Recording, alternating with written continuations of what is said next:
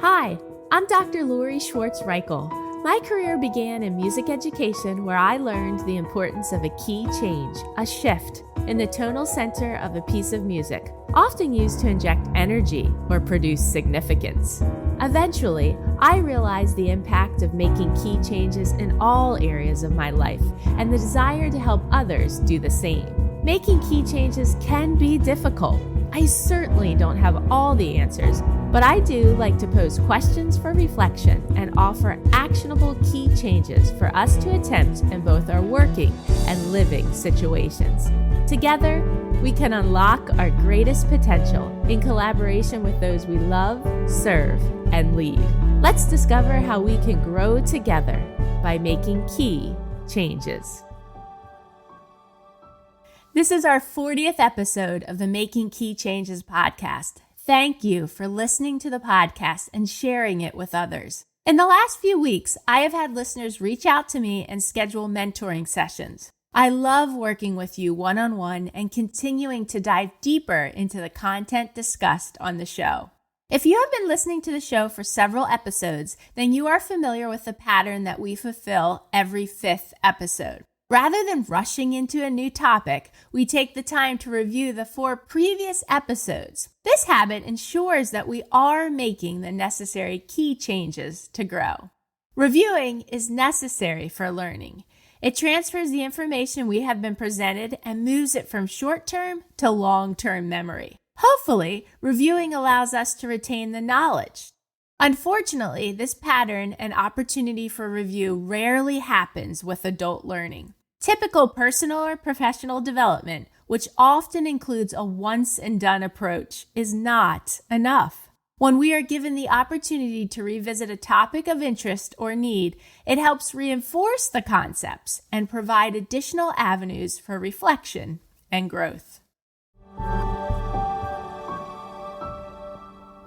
The theme for episodes number 36 through 39 was motivation and mentorship. In podcast episode number 36, titled One Word, I told the story of my friend Rachel, who I have known since childhood, who encourages me to choose one word to define each new year. This process is taken from the book titled My One Word, Change Your Life with Just One Word, that Mike Ashcraft and Rachel Olson wrote in 2012. The book centers around faith practices, yet its concept is universal. The idea is to swap the long list of year-long resolutions for a single word that represents what you most hope for yourself and allow this one word to become the lens through which you examine your heart and life for an entire year. My word for this year is own. Owning means that I acknowledge what is going well and what is not going well in my life. Professionally, things are going well for me.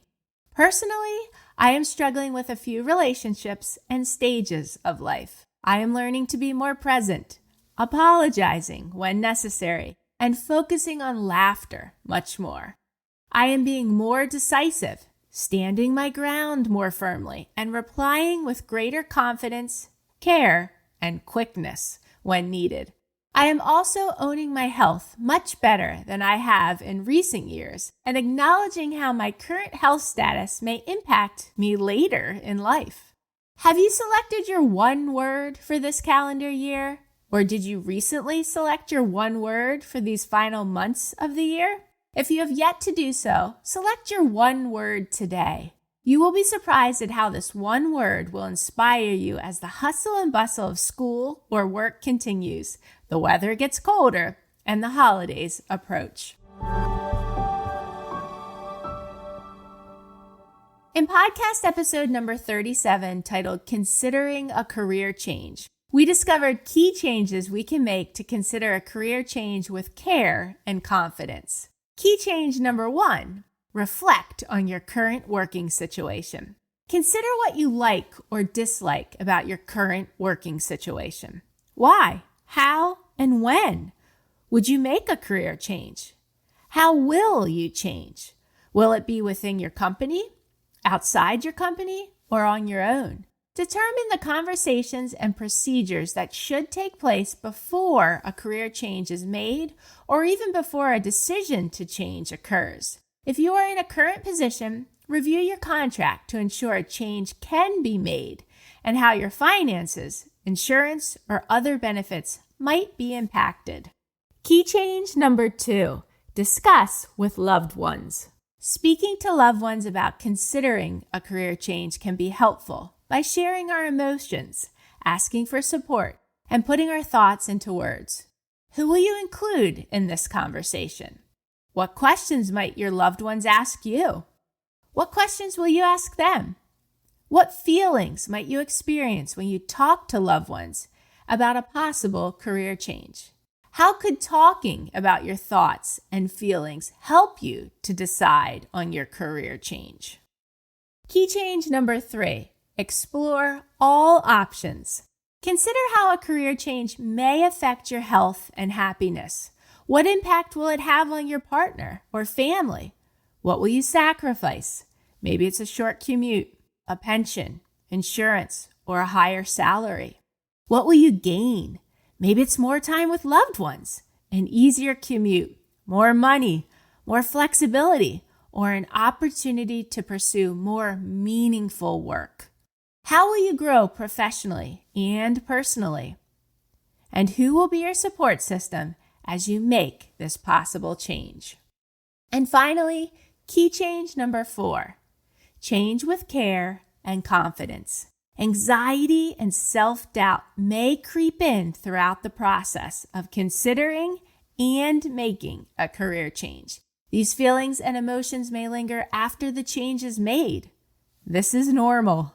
You may also feel emotions that you hadn't expected. Even though you may be joyful to make a career change, there may be moments of sadness too. How will you own your decision once you have made it? Plan ways to share your decision with others and organize a schedule for how you will complete the necessary tasks to end one position and start another one successfully. Episode number 38 was about unlocking mentorship and motivation to reach your greatest potential. Key change number 1, reflect on your story. Take time to think deeply about where you come from, where you are, and where you want to go. What's your story? Who does it include? And how are they involved? Key change number 2, decide what change you want to make to your story. Be specific. This can be difficult, and it may take time to narrow down. Don't rush this process. Decide what key change you want to make and then strategize a plan to get there. Stick with it and don't be shocked when you need to alter that plan. Key change number 3, share this desired change with others. When you are ready, tell people. No one can help you, advocate for you, or promote your work if they don't know what you want to do. Sharing with others can be hard and emotional, especially if you aren't articulating your dreams well. Decide who you will tell and how you will tell them. Be aware of how you feel when you share your news. Are you happy, relieved, nervous, or scared? Utilize these feelings to keep transforming.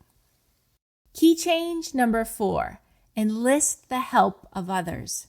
Sometimes mentorship can be found in the oddest places and times. Who could help you? Maybe someone could provide words of encouragement based on a similar experience. Maybe they are willing to answer your questions, point you in a specific direction, introduce you to someone, make a connection for you, or offer an opportunity. If a person has already achieved the goal you are hoping for, they may be willing to share their failures with you so you can avoid these. And key change number 5, celebrate the progress and show gratitude. Don't expect immediate results, but do celebrate the progress when you notice it or when others do. Show gratitude too. You never know when you might be able to help that same person to reach their greatest potential. Most recently, in episode number 39, I spoke of the book by Dan Zadra titled, Where Will You Be 5 Years from Today? And how my mom gifted me this book almost 10 years ago, but I'm just reading it now. The quote from the book that struck the loudest chord with me was, starting today, you can make the next 5 years the most exciting, satisfying, productive, and amazing years of your life so far. Or just another 5 years. What key changes do you need to make to get to where you want to be 5 years from now? I gathered several ideas from the book to contemplate this thought process. Consider the following questions for reflection to guide your decision-making and strategizing. How are you living your life on purpose? What are your values? What is your mission in life? What are your talents? What are your dreams? How can you think big? How can you trust your ideas? What are you doing now to achieve your vision? How can you make a difference? Who and what are you grateful for? How do you define success? And finally, how do you want to be remembered? If it is helpful, go back and re-listen to episodes number 36 through number 39 again. Remember, change takes time. Making space and exerting energy for it can be overwhelming. Allow the questions for reflection that I posed and the key changes offered to guide you on your transformation. I encourage you to check out the show notes for some resources. There is a link to my website and one where you can sign up for the Making Key Changes newsletter to receive weekly inspirational content delivered directly to your email inbox each Wednesday. You can also sign up for a mentoring session if you're interested. Please keep spreading the word about this podcast and consider rating or reviewing it too. How are we making key changes to understand that change takes time? Thanks for listening. If you haven't done so yet, please consider rating and reviewing the Making Key Changes podcast on the Apple Podcasts app. If you found this episode helpful, please consider sharing it with others and joining me again next week. In my coming episodes, I'll discuss topics that are most passionate to me, along with things I've been researching or areas of my life I have changed or want to change. You can learn more about me on my website, makingkeychanges.com. Feel free to message me through there or reach out on social media. I'd love to hear from you and learn about what key changes you hope to make.